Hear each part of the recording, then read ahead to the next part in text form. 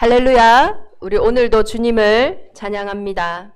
우리 지난주를 끝으로 이제 사도행전의 성령의 역사를 확인했습니다. 지금도 거침없이 하나님의 성령은 우리와 동일하게 함께하고 계십니다. 저와 여러분은 사도행전 29장의 주인공들입니다. 그렇다면 오늘 우리가 어떤 은혜를 받아야 됩니까? 오늘 우리 찬양의 가사처럼 정말로 우리가 하나님의 계획이 내 인생에 있다. 지금 오늘 저와 여러분이 우연히 이곳에 앉아 있는 것이 아니라 날 향한 하나님의 계획이 있어 오늘 예배하는 이 시간에 그것이 인정되어진다면 그때 나를 향한 하나님의 말씀이 들려지는 것입니다. 오늘도 그 언약 붙잡고 한 주간 언약의 여정을 가는, 특별히 믿음으로 믿음에 이르는 하나님이 하시는 그 여정 속에 대정인만의 온 교회가 있기를 예수 그리스도 이름으로 축원합니다. 한 아이가 죄송합니다. 이게 한 달 정도는 가야 되나 봐요. 그래서 아픈 건 아니니까 너무들 걱정하시지 말기 바랍니다. 한 아이가 길을 가다가 발을 잘못 헛디뎠어요. 그래서 늪에 빠지고 말았습니다. 아이는 혼자 힘으로 그 늪을 빠져나오려고 발버둥을 쳤어요. 그런데 그 발버둥을 칠수록 늪에서 빠져나오기는커녕 더 깊은 늪 속으로 빠져들어갑니다. 설상가상으로 발에 쥐가 내려가지고요. 더 이상 막 움직일 수도 없는 상태가 되어진 거예요. 근데 그때 지나가는 사람이 행인이 그걸 보고 이야기해요. 힘을 내. 넌 할 수 있다. 네 힘으로 이것을 나와야지 앞으로 인생을 살아갈 수 있어. 그게 바로 종교입니다. 지금 내가 겪고 있는 이 고난과 문제는 내가 노력하고 내가 애쓰면 얼마든지 바꿀 수 있다. 그러니 최선을 다하라고 말하는 것이에요. 또 어떤 사람이 지나가다가 그렇게 얘기해요. 야, 내가 평소에 네 그렇게 까불면서 돌아다닐 때 알아봤다. 내가 맨날 조심해서 다니라고 안 했냐. 그래서 왼발부터 헛디뎠냐, 오른발부터 헛디뎠냐. 우리가 대부분 문제 앞에서 그것을 왜 일어났는지 이야기하고 그 사건이 어떻게 일어났는지 나름대로 객관적으로 정황을 파악하려고 합니다. 그러나 그 늪에 빠진 아이에게는 그 도덕적인 훈계나 윤리적인 가르침이 답이 되지가 않아요. 오히려 육신은 더 힘든데 죄책감까지 더해지니까 내가 뭘 잘못했나? 내가 뭐가 부족했나? 오히려 더 힘이 빠지게 되어 있어요. 또 대부분의 사람들이 아니 여기는 왜 늪이 있어가지고 이렇게 빠졌냐? 왜 나는 이렇게 재수없는 일만 생겼냐? 그 생각하면서 계속 빠져드는 거예요. 그런데 만약 그 아이에게 누군가가 줄을 줬습니다. 그런데 그 줄을 보고 내가 실수해서 이 늪에 빠졌으니까 나는 이 줄을 잡을 그런 어떤 자격이 없어. 내가 어떻게 양심도 없이 이 줄을 잡을 수 있겠어.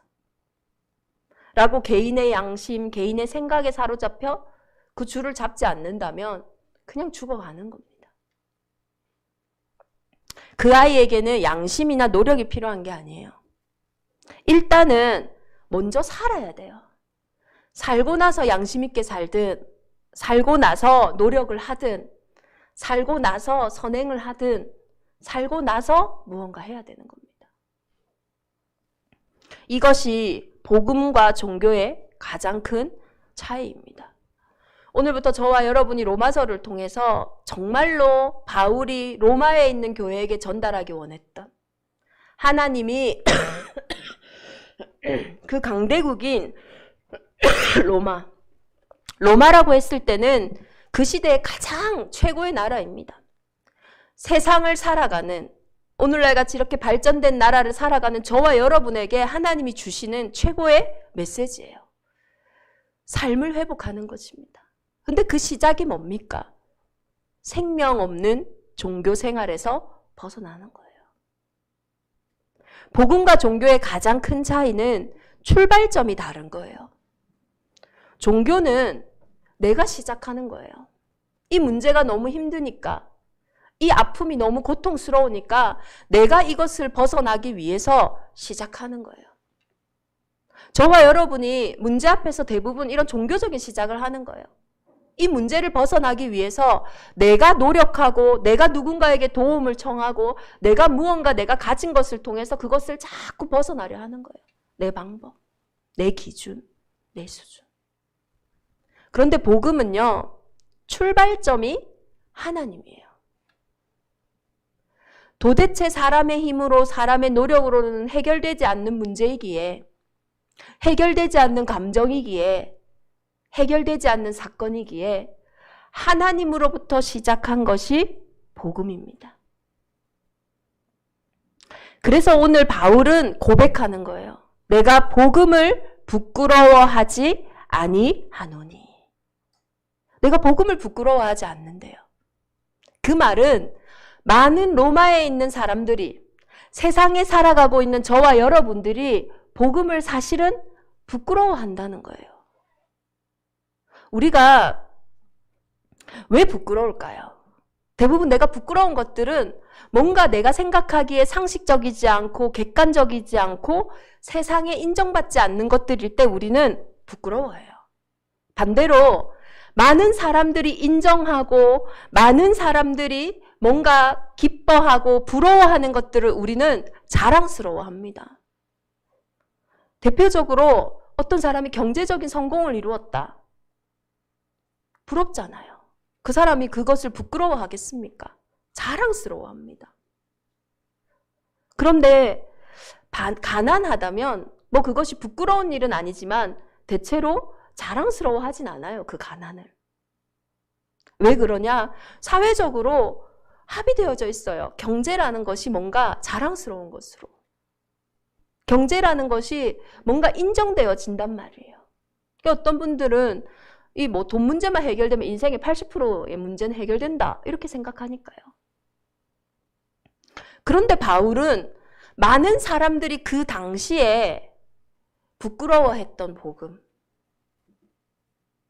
그 복음을 내가 복음을 부끄러워하지 아니하노니 내가 복음을 자랑스럽다라고 얘기했어요. 왜 그러냐? 모든 사람에게 다 필요한 것이다라는 것을 바울이 보았기 때문이에요. 많은 이들이 사실 자랑스러워하는 것들이 사실 진짜 여러분의 인생을 행복하게 하지는 못하거든요. 만약에 아까 제가 말씀드렸던 경제적 성공이 정말로 우리의 인생을 행복하게 하는 것이라면 왜 우리나라의 최고 경제적 성공을 이룬 사람이 최근에 자살을 했을까요? 자랑스러운 것들을 쫓아서 우리는 사실 살아가지만은 진짜 혼자 있을 때는 만족과 진짜 내 인생의 답이 되지 못하거든요. 학생들에게는 좋은 대학 자랑스러운 거예요. 영어 마을에는 지금 경사가 났어요. 처음으로 하버드대 가는 아이가 지금 나오게 생겼거든요. 난리가 났어요. 자랑스럽습니다. 내 자녀가 좋은 곳에 취업했다. 얼마나 자랑스럽습니까? 제가 제주도 오고 나니까 여기가 초는 맞아요. 어디 어느 대학, 육지는 아주 많은데 그 플랜카드 누구누구의 자녀 하면서 엄청 많이 걸려 있더라고요. 자랑스럽죠. 좋은 집, 좋은 차, 남들이 부러워하는 그런 인생이 우리에게 자랑스럽습니다. 그것을 쫓아 막 살아가요. 그런데 과연 우리의 인생이 뭐가 남냐는 거예요. 처음에는 대학, 결혼, 그리고 자녀, 내 자녀의 성공, 또 행복한 노후. 이것이 우리 인생의 답이 안 된다는 것의 증거가 뭐냐? 그 끝에는 결국은 아무것도 가지고 가지 못하는 죽음이 기다리고 있거든요. 그러니 혼자 있을 때 허무한 겁니다. 남들에게 말할 수 없는 내 안에 깊이 반복되어지는 문제가 계속 있는 거예요. 근데 이 문제만큼은요, 해결될 기미가 안 보이는 거예요. 그래서 어려운 겁니다. 1년이 지나고 2년이 지나고 3년이 지나면 이거 끝난다라는 소망을 누군가 주면 되는데 이 반복되는 문제는 도대체 소망이 없어요. 해결될 기미가 안 보이는 거예요. 어릴 때는 어릴 때 수준에 맞게, 청년이 되었을 땐 청년의 수준에 맞게, 중년이 되고 노년이 됐을 때는 그 수준에 맞게 계속 반복되는 거예요. 근데요, 나도 힘들어 죽겠는데 가족들은요, 더 힘들게 만드는 거예요. 우리가 가족 문제만큼 자유한 게 없잖아요. 자녀 문제. 나를요, 더 옥죄어 오는 거예요. 사실은 나 혼자도 살기 힘든데 책임져야 되니까요. 뭔가 도와줘야 되니까요. 근데 참 웃기죠. 또 도와주려고 해도 지독히 그 도움을 안 받아요. 딴 길로 가요. 그러니 더 힘든 거예요. 엎친 데 덮친 격으로요. 계속 원치 않는 사건, 사고들이요. 팡팡 터집니다. 사람이 시작하는 종교가 절대 해결할 수 없는 문제예요. 이것을 성경은 진단하고 있습니다. 로마서 3장 23절에 모든 사람이 죄를 범하였음에 하나님의 영광에 이르지 못하더니, 창세기 3장의 아담의 범죄 이후로 모든 사람이 죄인이라고 성경은 진단하고 있어요. 저 죄 안 지었는데요. 무슨 죄입니까? 요한복음 16장 9절에 너희가 나를 믿지 않는 것이다. 우리가 하나님을 떠난 상태 가운데 태어났어요. 모두가 태어나셨을 때 응애 했지. 오 주님 하면서 태어난 분은 없을 거예요. 오 할렐루야 예수는 그리스도 이렇게 태어나신 분이 있다면 야 정말로 세계복음만 될 것 같아요. 모두가요 하나님을 떠난 상태 가운데 태어났어요. 그래서 태어난 생시를 통해 우리가 운명, 사주, 팔자라고 이야기하는 거예요. 죄와 사망의 법이 뭡니까? 하나님을 떠난 상태 가운데 운명, 사주, 팔자에 사로잡혀 태어났다라는 거예요. 그 죄를 짓는 자는 마귀에게 속한다고 성경은 분명히 말하고 있어요. 마귀는 거짓말쟁이고 거짓의 압입니다. 처음부터 살인한 자예요. 뭘 살인했냐? 저와 여러분의 인생에 하나님 제일 먼저 주신 복, 하나님과 교통하며 소통하며 살아가는 그 예배의 복, 하나님의 형상을 잃어버리게 만든 거예요. 영적인 죽음을 준 겁니다. 그걸로 인해 육신의 죽음이 들어오게 된 거예요. 우리가 죽는다는 거는 모두가 영적인 죽음 가운데 있다라는 거예요. 우리의 인생에 생긴 그 사단의 근본의 문제는 다른 걸로도 해결이 안 돼요. 여러분 한번 생각해 보세요. 사단은요 늘 먹음직하고 보암직하고 탐스러운 것들로 우리를 속이거든요. 나쁜 것으로 속이지 않아요. 좋은 것으로, 좋아 보이는 것으로. 그러니 영화나 드라마 한번 보세요. 한 사람을 속이기 위해서 그 사람의 뭐 술 한잔, 친구들과 좋은 자리에 술 한잔 하는데 거기에 마약 딱 탄 거예요. 내 슬픔과 내 뭔가 외로움을 적적함을 해결해주는 그 술 한잔이었는데 거기에 마약이 들어가 놓으니까요. 그걸로 인해서 원치 않는 사건, 사고, 그 인생은 완전히 죽음과 같은 지옥 같은 상태로 끌려가는 거예요. 먹음직하고 보암직하고 탐스러운 것들로 딱 한 가지만 지금도 모르게 하는 거예요. 뭡니까? 진짜 내 인생의 근본의 문제가 뭔지. 그 문제만 모르면은 지금 그 근본의 문제로부터 오게 된 물고기가 물을 떠난 물고기의 그 근본을 떠난 순간부터 파닥파닥 된 것처럼 어떤 사람에게는 경제 문제로, 어떤 사람에게는 자녀 문제로, 어떤 사람에게는 개인에게 계속 반복되어지는 개인의 체질적인 습관의 문제로 남에게 말 못할 그 문제로요. 딱 뭐만 하게 합니까? 눈만 어둡게 만드는 거예요. 진짜 그 문제의 근본만 보지 못하도록 지금도 거짓말쟁이는 거짓말하고 있는 거예요. 그러니 그 거짓말이 거짓말인 걸 모르니 계속 속고 계속 빼앗기는 거예요. 이것이 우리의 인생에 와 있는 절대 불가능한 문제예요. 이 속에서는요. 야 네가 평소에 잘 걸어 다녔어야지. 왼발부터 했니? 오른발부터 했니? 네 힘으로 할 수 있어. 네가 잘해야지. 그 말이요. 답이 안 돼요. 점점 더 힘이 빠지는 겁니다. 그래서 우리가 불치병이다, 정신문제다, 내 팔자다 하는 말들이요, 내 마음대로 해결이 안 되니까 나오는 말이잖아요. 내 힘으로 안 되니까요. 그러니 원망하는 거잖아요. 내가 감당할 수 없으니 남이라도 원망하는 거예요. 엄마 때문에, 아빠 때문에, 저 선생님을 내가 잘못 만나서, 저 친구를 내가 잘못 만나서 핑계 대는 거잖아요. 그것이 저희가 잘못한 건 아니에요. 창세기 3장에 하나님 떠난 아담과 하와가 처음부터 한 게 원망하고 핑계 댄 거예요. 그 근본을 진짜로 보지 못하니까 계속 문제의 본질을 흐트리는 거예요.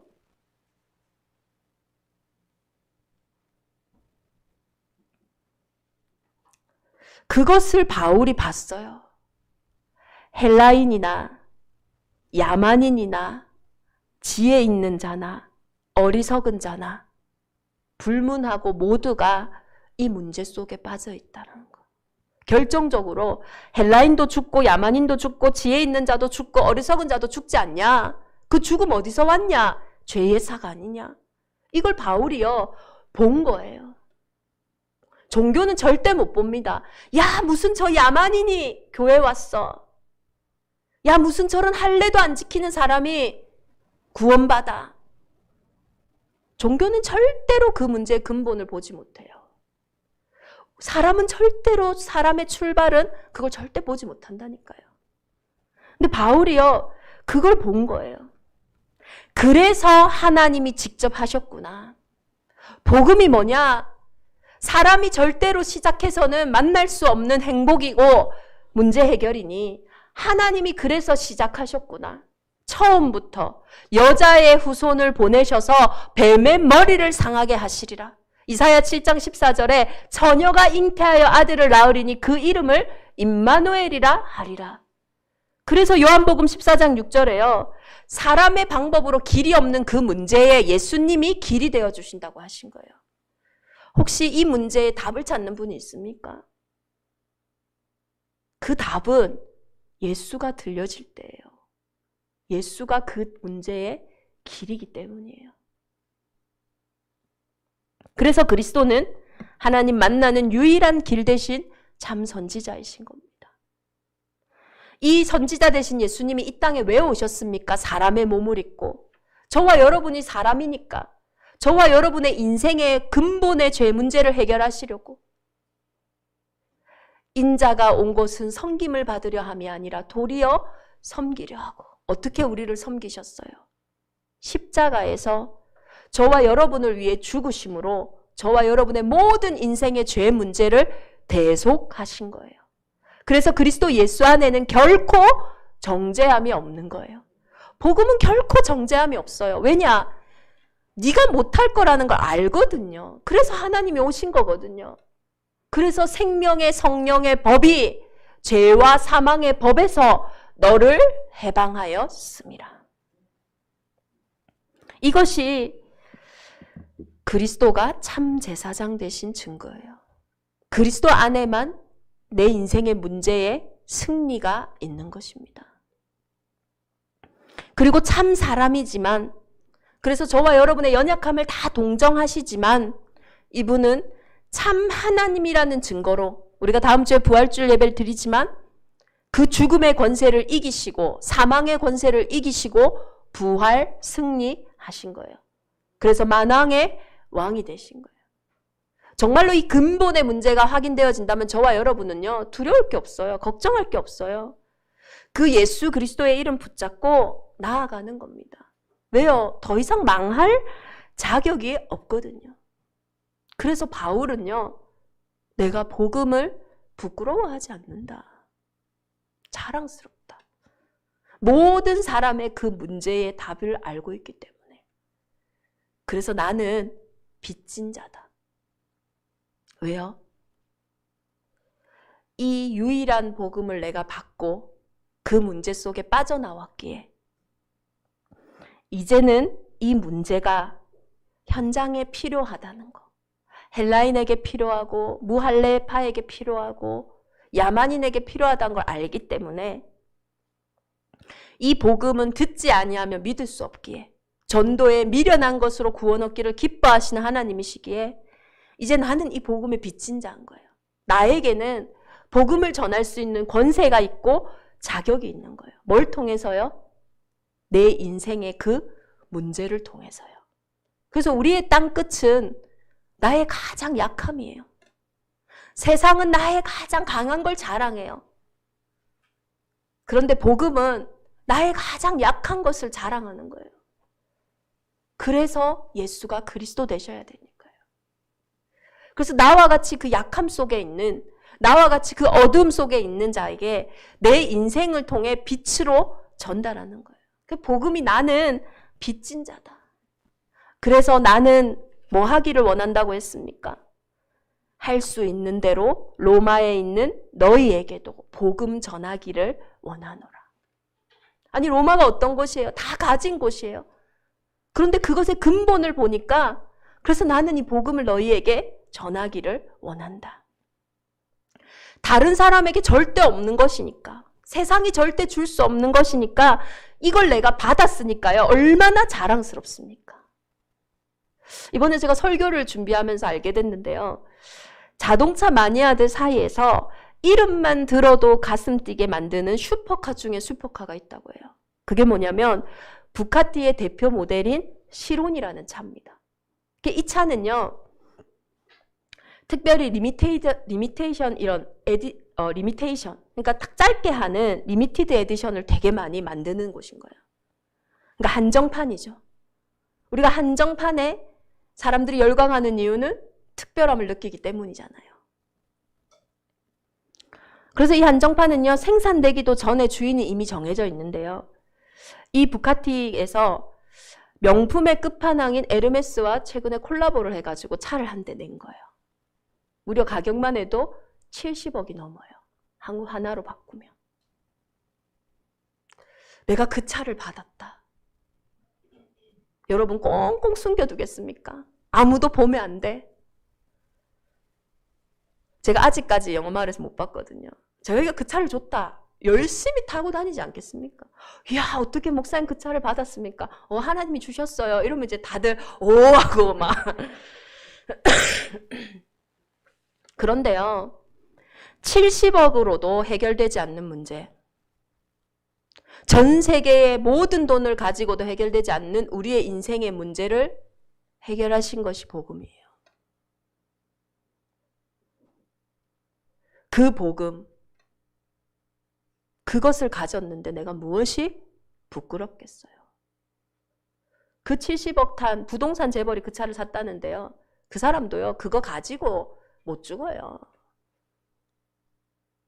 그 차 안에 뭐 아마 운구도 안 들어갈 것 같아요. 제가 보니까 아무것도 못 가져가요.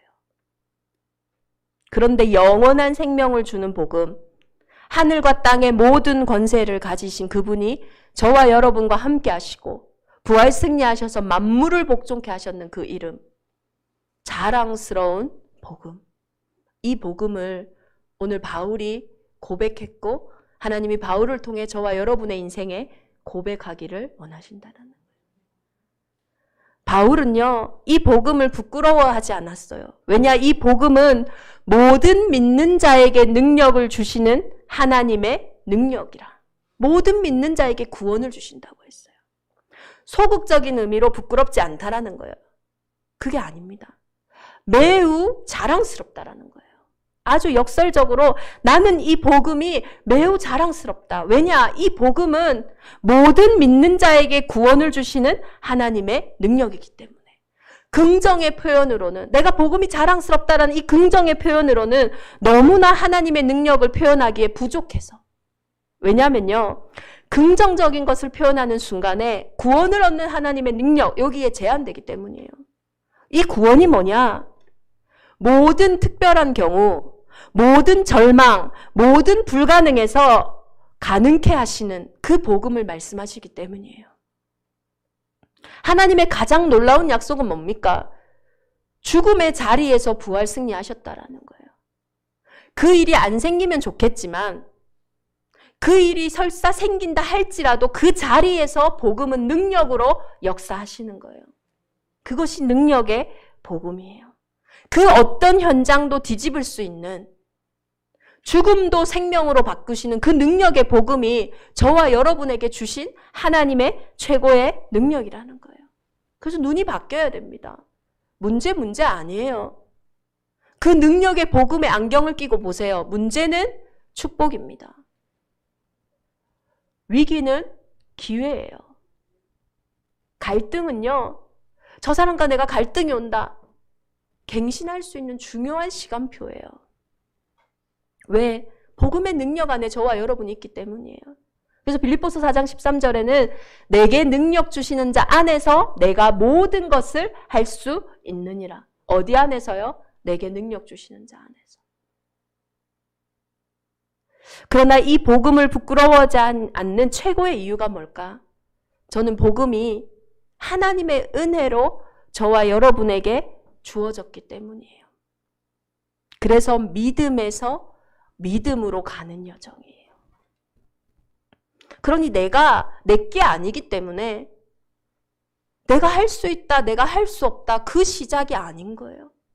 근데 구원받은 하나님의 자녀들도요, 시작을 자꾸 나로부터 합니다. 내 능력이 이만큼 할 수 있으니까, 내 기준에 내 생각에 요만큼만 할 수 있으니까, 믿음에서 믿음으로 가는 그 여정이 안 되어지는 거예요. 이것은 세상에 없는 여정입니다. 세상은요, 믿음에서 믿음으로 가는 게 아니라 믿음 없음에서 믿음으로 가잖아요. 나 부족한데 노력해서, 나 열심히 해서 그곳으로 가는 거예요.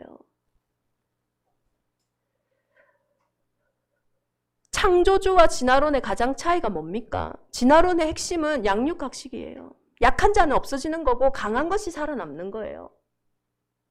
그러니 우리가 경쟁하는 거잖아요.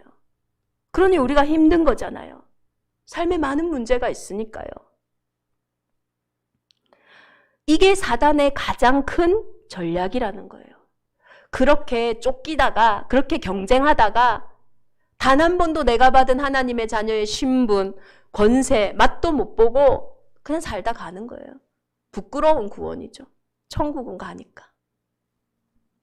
그러나 성경에 하나님이 보이신 첫 번째 모습은 창조주잖아요. 무에서 유를 창조하셨어요. 약한 자를 들어 강한 것을 부끄럽게 하신다고 했어요. 한 해 농사를 지었는데 100배의 축복을 받았어요. 한 알의 밀알이 심겼는데 30배, 60배, 100배의 열매를 받았어요. 그 작은 자가 천을 이루고 그 약한 자가 강국을 이뤘어요. 이 능력이, 이 은혜가 저와 여러분에게는 참 담기기가 어려운 거예요. 믿음에서 믿음으로 가는. 그러나 이것이 왜 은혜입니까? 복음에는 하나님의 의가 나타나서. 믿음은 들음에서 나는 거예요. 오늘 저와 여러분이 복음을 듣는 그때에 이 복음에서 하나님의 의가 나타나서 저와 여러분에게 믿음으로 믿음에 가는 그 여정을 하게 하시는 거예요. 그래서 오직 의는 믿음으로 말미암아 살리라. 무슨 말입니까? 우리는 하나님께 받은 걸로 살아가는 거예요. 이번 한 주간 대정인만에 온 교회가, 특별히 로마서 1장 16절, 17절은 우리 중세시대에 교회가 많이 타락한 그때에 또 종교로, 초대교회의 그 생명의 복음이 또 종교로 빠지고 행위로 빠지고 율법으로 빠진 그때에 오직 의인은 믿음으로 말미암아 살리라, 이 언약 때문에 일어났던 종교개혁의 가장 대표되는 말씀이었어요. 근데 사실 그 시작은 하박국 2장 4절의 말씀이죠. 하나님, 세상에 왜 하나님의 의가 안 보입니까? 왜 악한 자들이 더 잘되고 하나님의 사람들이 더 어렵습니까? 하나님 살아계신다, 심판할 거다. 그러면 그 심판 때문에 왜 의인들도 고통당해야 됩니까? 아니다. 오직 의인은 믿음으로 살리라. 그러면서 하신 말씀이 하박국서에 달려가면서도 네가 이 말씀을 보게 해라 하는 거예요. 그러므로 외양간의 송아지처럼 네가 기뻐해라. 무슨 말입니까? 저와 여러분에게 일어나는 이 종교개혁의 시작은, 하나님의 능력의 복음, 은혜의 복음의 시작은 저와 여러분의 개인의 홀로의 시간으로부터 사실은 시작되어지는 거예요. 그래서 누구나 이 응답 속으로 들어갈 수 있습니다. 중세시대의 종교개혁자들이 주로 외친 구호가 뭐냐? 개혁된 교회는 항상 개혁되어야 된다라는 거예요.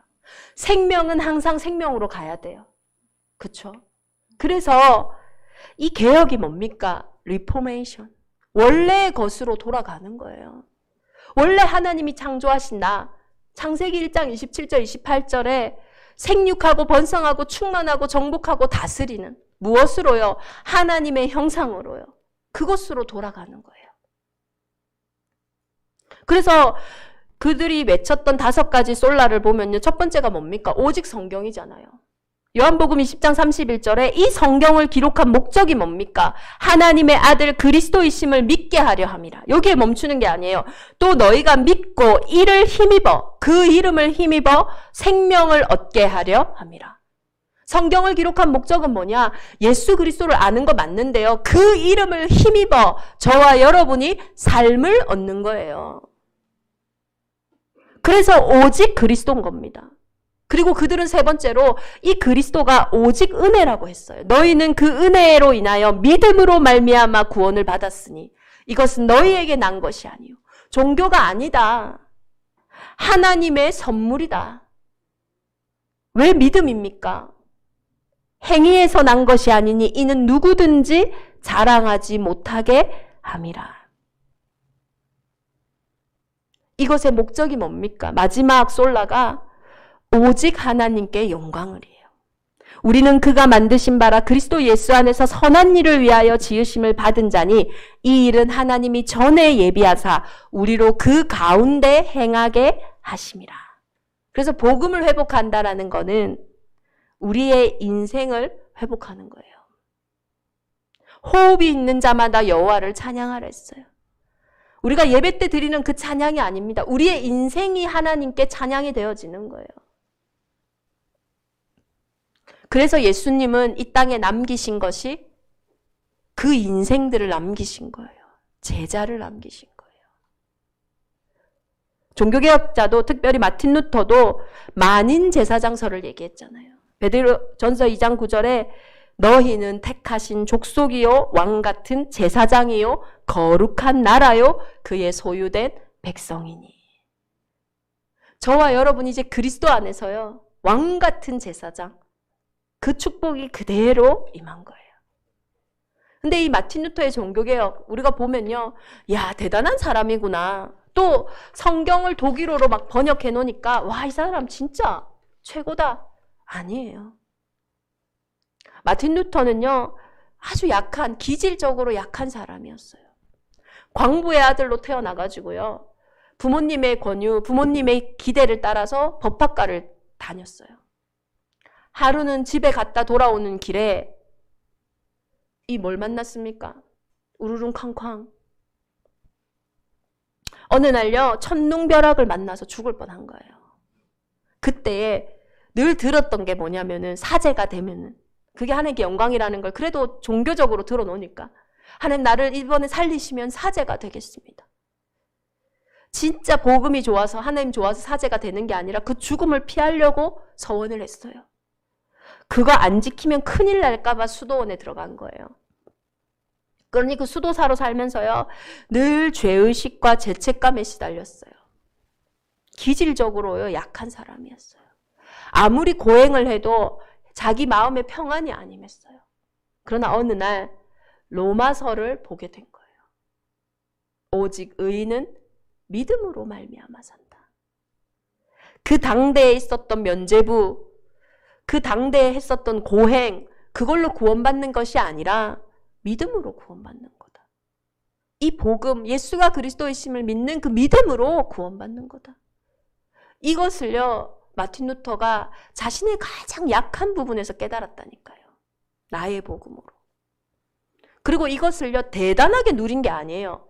일상 속에서, 내 직업 속에서, 사제니까 교회에서 설교하면서 그냥 나의 일상에서 누린 거예요.